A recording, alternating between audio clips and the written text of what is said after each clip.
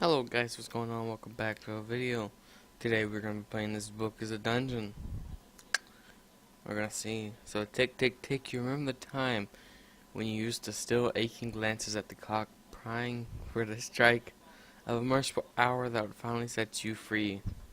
Temporary release from the shackles of the tiresome workday, you're eager to rush home, shed your work clothes like a burdensome second skin, and flit off into the night to join friends for merit and mischief. Those days are gone. The shift came on slowly at first.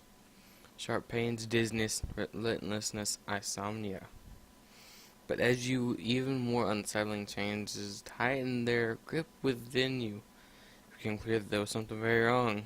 Poked, prod, examined, analyzed a battery of tests, a gauntlet of medical, plumbing, and anxious uncertainty. And then the waiting. When the call finally came, you already knew the answer before the words rolled off the lips. Rasping away at the other end of the line. Lost in an echo chamber, your mind passes only snippets of the doctor's news, the ones that stung the most. It's terminal. A year left to live, maybe two at best. I'm so sorry. And then you're alone. Now time is your enemy, siphoning away the last of you with every passing moment, draining the light, the color from the world, leaving an emptying shell of aching hopelessness and dark anticipation in its wake. The crackling of the keyboard, ringing of phones, and casual banter of clueless co-workers is a steady ache. It rakes at the frayed corners, pulls at the tattered edges of your weary mind. But the appointment hour has arrived. It dampens the din. If only for a short while, tomorrow is another day, for them at least. For you, possibly you linger for just a minute longer, letting the eager parade filter through the exit. The last to leave, you close up, lock the door, and pull your overcoat tight around you. And spitting mist turns to a downpour well before you reach the dry sanctuary of the putrid subway entrance. The stairs are a distant and unpleasant smell, and hustled near misses a bustling cloud crushed together to get to and from their mundane 9 to 5. For the moment you miss the simplicity of the route and promise of continuance. Standing at the edge of the platform, you look down at the electrified tracks. Wind picks up in the tunnel, signaling the rapid approaching train. Your mind wanders. You imagine what it would be like to get caught on the tracks, right as the train comes barreling through at 60 miles per hour. Death is a beacon, drawing you even closer. It swirls and dances on the sparkling steel gliders below it, teases and taunts on the inches away. Come to me, whispers the siren call. It's not yet time. You take a few steps back from the yellow line. 20 minutes feels like an eternity in the packed subway car. Damp, sweaty exhaustion and regret mixed with promise and delusion.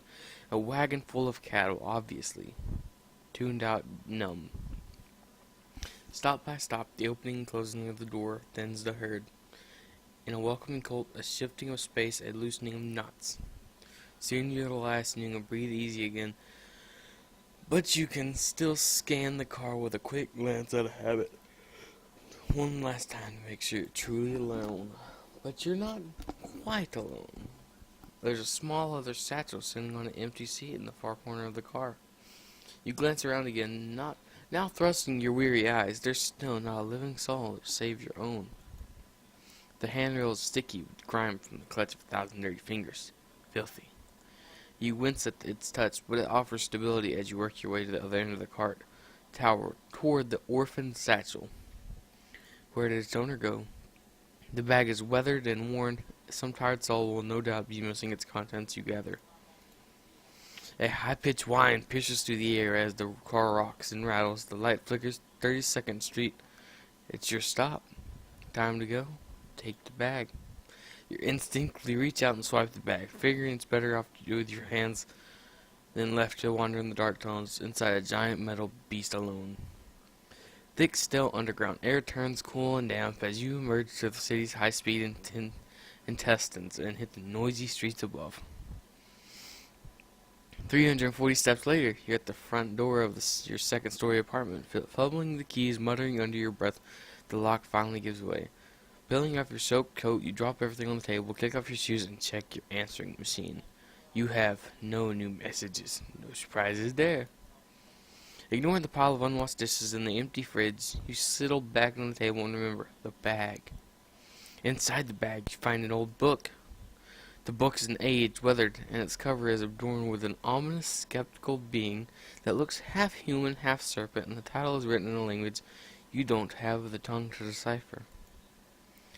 Open the book. Unlocking the old book, you open the cover and flip through the dusty pages. The book appears to be blank. How odd.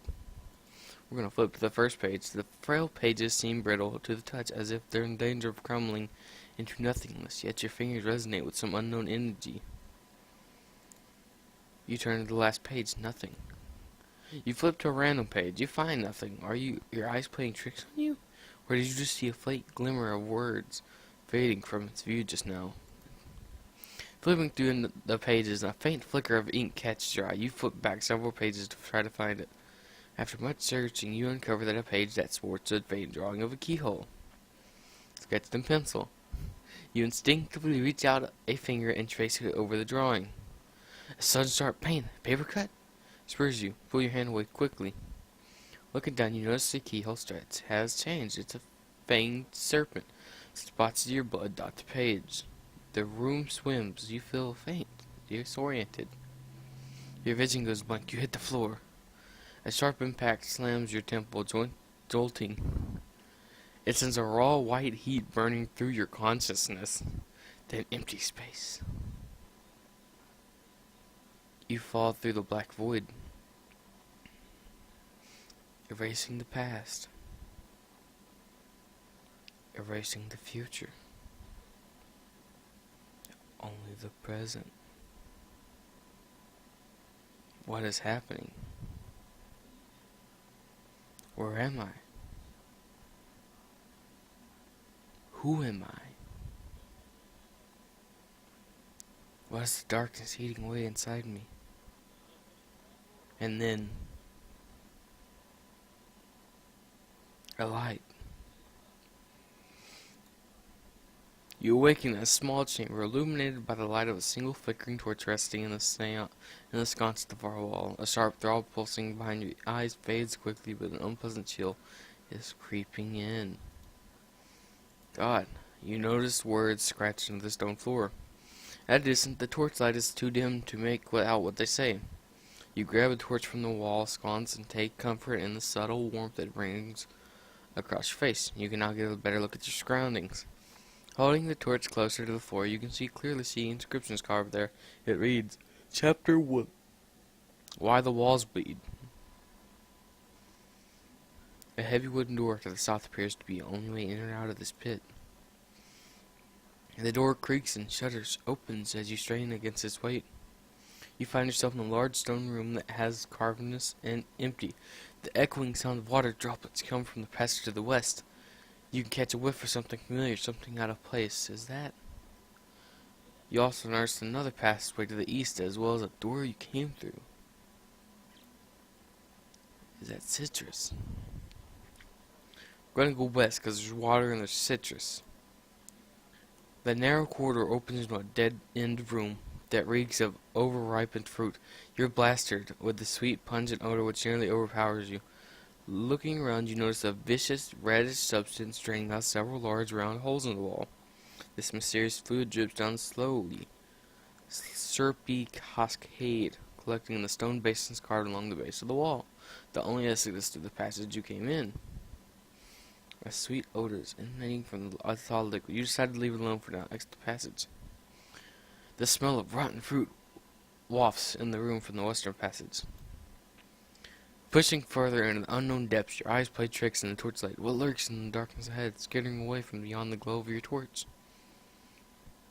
As you round the corner, you notice a small alcove, I don't know how to say that word, in a passage here. The corridor continues to the east. The northern passage leads around the corner back to the west. We're going to go east. The passage extends to the west and the north. A pile of bones lay scattered across a large stone slab in the center of this chamber. Along the far wall, a series of sharp hooks dangle from the ceiling in its chains. It's clear that there's much suffering befell the poor souls who met their fate in this dark place. Smears of their dried blood, now darkened with time and decay, paint a macabre scene. A passage extends to the west. The southern door opens into a long hallway. Extends to the west. I think we're going to the southern. We're going to look sharp hooks. You imagine what it might feel to be strung up by one of these rusty things hooked in your gut, waiting to be eaten alive. Then you banish through the thought from your mind. The bones have been picked clean and show markings of being gnawed on. You notice 2 human skulls amidst the remains. Searching through the remains, you disturb one of the human skulls, which rolls off the stone slab and clatters to the floor. Beneath it, you find a scrap of paper. An aged parchment, and faded and covered in drops of long dried blood. It reads, "This awful place, what have I done? What have I become? Please forgive me." Oh god, oh wait, nope, we gotta go north, so it's actually west. The floor is collapsed in the hallway ahead, which is flooded with stagnant murky water. On the opposite side lies an ornate door. You peering into the depths wonder that what might lie in waiting just beneath the shimmering surface. Chunks of rubble are crumbling off the side of the walls and by the edge of the walkway. Rubble. You picked up a fist-sized chunk of rubble and hurled it into the water. It splashes and sinks. The water surface comes splashing to life as something make quick work of the rubble. You quickly skirt around and enter the water while the unknown beast is distracted. Beyond the ornate door, you enter a nicer room. This stone is more chiseled and refined. Red tapestry hang on the walls. The decor is comfort. Upgrade from the dank, crumbling corridors you just came out of. 4 tall display cases are at the first glance, the towering display cases appear to be filled with a greenish fluid. There's also something inside them, too. Preserved within the thin green liquid is a desiccated corpse that looks like it might once have been human. It's missing both arms. The body's only one remaining leg together has been chained and latched to the base of the display. The mouth has been crudely sewn shut, and clusters of worm-like creatures are floating out of its gaps in the stitching. You find a wolf-like creature hanging upside down in the green fluid. Its poorly stitched stomach cavity has burst open inside the display with ropes of long, stringy worms floating out from along its insides. Looking more closely at the gruesome display, you notice the creature's eyes twitch and blink. Oh god. 2 severed human torsos have been stitched together in a gory mirror image of the waist. Ropey clusters of worms spilling out from the seam. So, this one is empty, drained of its fluid, lacking a grisly companion within. Stairway leading to the door to the north, or a smaller one to the east. We're going to go east. The door is locked.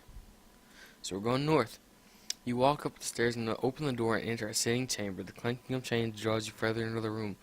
Bound to the throne resting at the far wall of the chamber, you find a creature with the body of a man and the head of a bird. It looks off into the distance, unblinking. There's a larger door to the west and the door you entered to the south. As you step closer, the creature speaks with a slow, raspy cadence.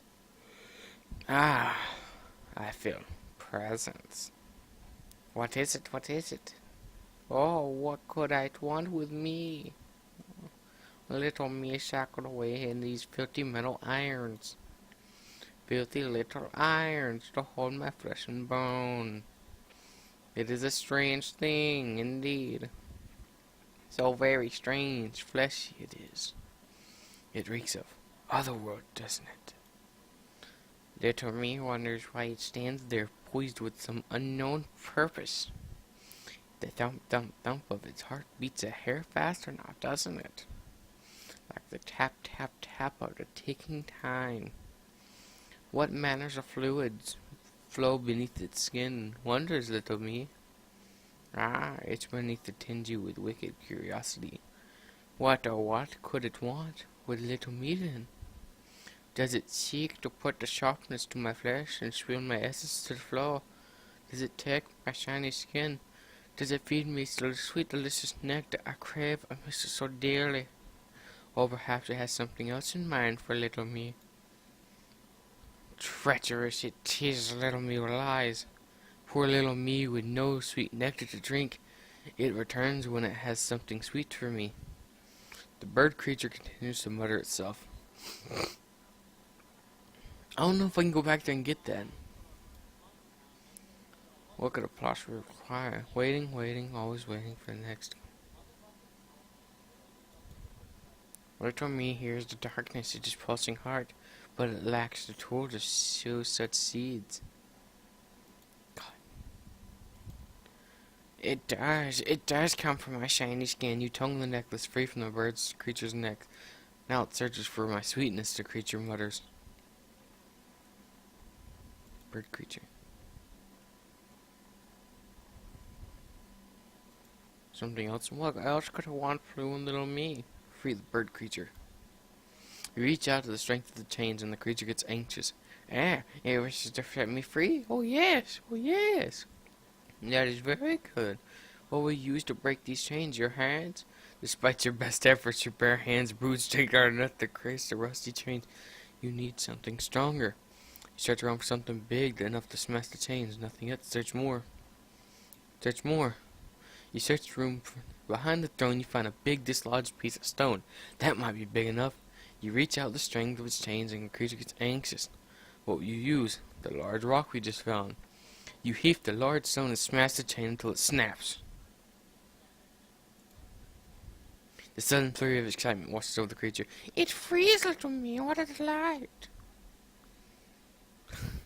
Then it looks up to you and cocks its head at an odd angle, risen to full height.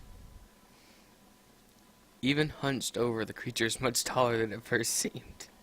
Oh God, please don't kill me. It looks down at its hands as it flexes the talented finger. It will make such a pretty addition.